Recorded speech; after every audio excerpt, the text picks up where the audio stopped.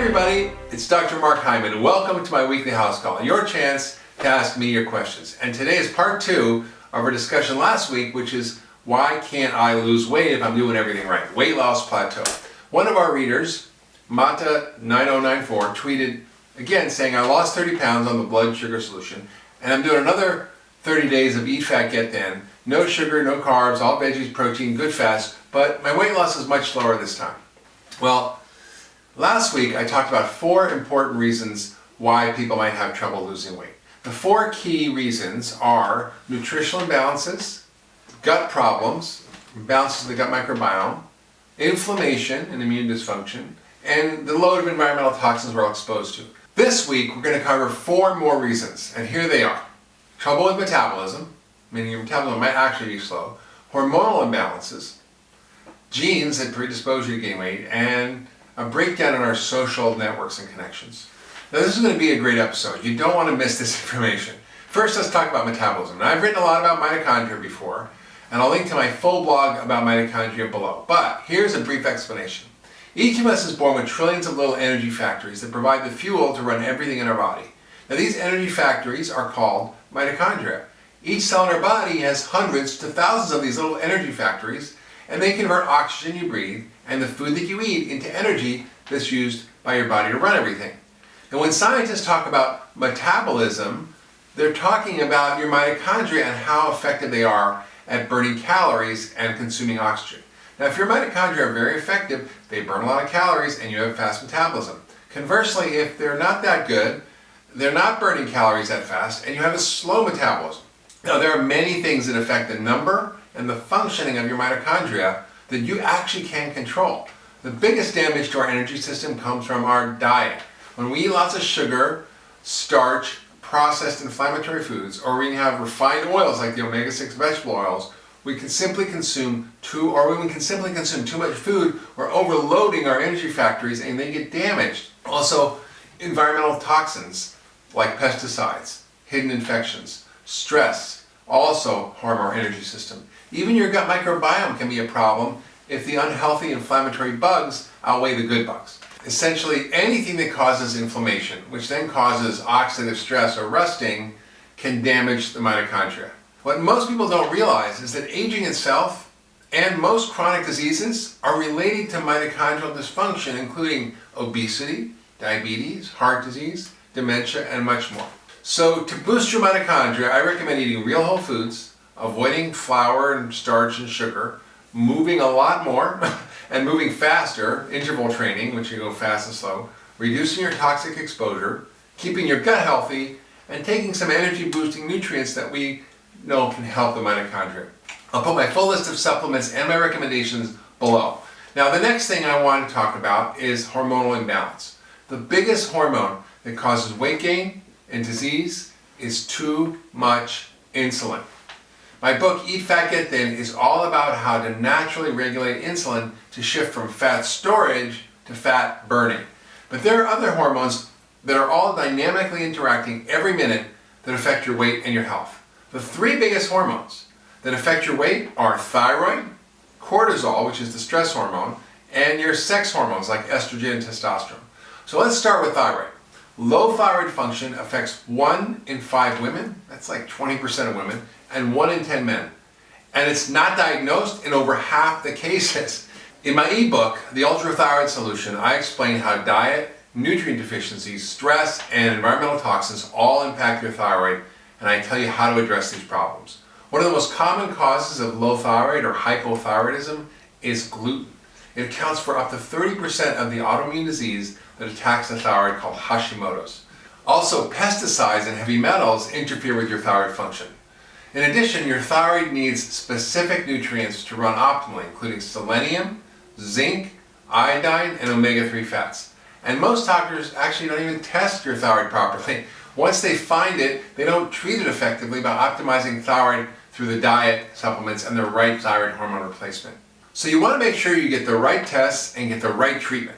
I'm going to put my top tips for treating thyroid imbalance right below the blog. Next, let's talk about stress. Stress causes a whole cascade of hormonal responses in the body that cause weight gain and prediabetes or insulin resistance. Cortisol is an adrenal hormone that helps you run faster, see further, hear better, and pump fuel in your bloodstream for quick energy in the face of danger. But it also shuts down digestion and slows your metabolism, so you can deal with the danger and not have to worry about running your metabolism in your stomach. Unchecked, prolonged stress and high levels of cortisol cause high blood sugar, cause increased belly fat, cause high blood pressure, high cholesterol, and even muscle loss. So you want to find ways to manage your stress, such as practicing active relaxation, exercise, deep breathing, yoga, meditation. All those can help your stress response. Okay, finally we're going to talk about sex hormones. For men and women, sex hormone imbalances can cause huge weight issues. Too much estrogen causes weight gain in either gender. So you know how they get steer fattened up before market? They implant estrogen pellets in their ears. For women and men, too much sugar, too much refined starch and carbs, and alcohol all spike estrogen. Yes, men have estrogen. Now, not enough fiber or too many antibiotics damage the gut. That also triggers estrogen spikes in the body because it can't be properly detoxified or excreted. Environmental pesticides and toxins, also known as xenoestrogens because they act like estrogen in the body, even at very low doses, can cause interference with hormone metabolism and lead to higher levels of estrogen. And if you're a woman, symptoms of excess estrogen are breast tenderness, fluid retention, bad premenstrual syndrome, fibroids, heavy menstrual bleeding. In men, excess estrogen will cause loss of body hair, including chest hair, arm hair, leg hair, a beer belly, and man boobs. You've all seen that. Men can also be impacted by low testosterone, which, by the way, as estrogen goes up, testosterone goes down, which then causes muscle loss. It causes low sex drive, and it causes trouble with all kinds of issues. So aging and lack of exercise, alcohol, stress, environmental toxins, or diseases like diabetes or even pituitary problems all cause low levels of testosterone. And low levels of testosterone, like I said, causes men to lose muscle, to gain fat, and leads to sexual dysfunction. It also lowers their sex drive, it causes more fatigue, and even causes brain fog and mental fogginess. Even bone loss that can lead to osteoporosis. Now, if you suspect hormone imbalances, it's important to get tested for these estrogen and testosterone imbalances. But if you actually think you might have them, there's also things you can do yourself. First, eat a hormone balancing diet. Nutritional principles that I laid out in Eat Fat Get Thin, which is low in sugar, high in good fats, and high in fiber, all help hormonal imbalances. And guess what? Where does your estrogen and testosterone come from? It comes from fat, including cholesterol, which we thought was bad. Actually, your testosterone and estrogen start with the building block of cholesterol. Next, bulk up on fiber. Ground flax seeds are great for men and women and are full of fiber and lignans, which help balance your hormones. You want about 2 tablespoons a day, and you can add to your shake or a salad. Also, you gotta poop every day, at least once. Constipation is really bad for your hormones. So if you're not going, you take magnesium citrate, vitamin C, probiotics, flax seeds. That really helps most people. It's foolproof for most people. Now, also want you to consume special hormone balancing vegetables like broccoli. That whole family of cruciferous vegetables contain something called glucosinolates and sulforaphanes and carbanols that help with hormone balance and detoxification. So enjoy plenty of kale, collard greens, Brussels sprouts, kohlrabi, bok choy, Chinese cabbage, all kinds of stuff like that every day. Also, it's important to cut back or cut out alcohol depending on your sensitivity. Research shows that 1 drink a day may be good for your health, but 2 drinks is definitely not so great. Finally, get moving. Exercise helps balance your hormones, it reduces estrogen levels, it helps increase testosterone, which helps you lose fat and build muscle. Alright, so we talked about metabolism, about hormonal imbalance. Let's move on to genes. Can our genes make us fat? Well, we like to blame our genes, but it's usually not our genes, but sometimes they're an issue. There are definitely genes that cause obesity, but only in a few very rare conditions like Prader-Willi syndrome. Most of us, however, do have the genes that might predispose us to obesity and type 2 diabetes. It doesn't predestine us, but it predisposes us. So if you have a family history of obesity or type 2 diabetes, you are of a certain ethnic descent like Asian, East Indian, Native American, Pacific Islander, Latino, Middle Eastern heritage, you're much more likely to be carbohydrate intolerant. A little bit of sugar or starch will cause you to make way too much insulin compared to the average person. This starts you on a vicious cycle of weight gain, hunger, fatigue. But the good news is that by eating well and exercising, you can completely prevent obesity or type 2 diabetes. Now, there are also other genes that play a role in weight gain and loss. brain, for example, has genes that code for receptors for dopamine, a pleasure-producing neurotransmitter. Now, some of these genes cause the dopamine receptors to not be as responsive to the pleasure signals provided by dopamine. Many drugs of abuse, like cocaine, heroin, also trigger dopamine receptors. The most abundant abuse of drugs are drugs that are actually available freely and over the counter. Now, these drugs also trigger dopamine response. And you know what these drugs are called? Sugar, starch, refined flour. When your dopamine receptors need more stimulation to feel the pleasure, then it predisposes you to craving and addiction. So you need more and more sugar to actually stimulate the pleasure receptor to get any pleasure level out of it.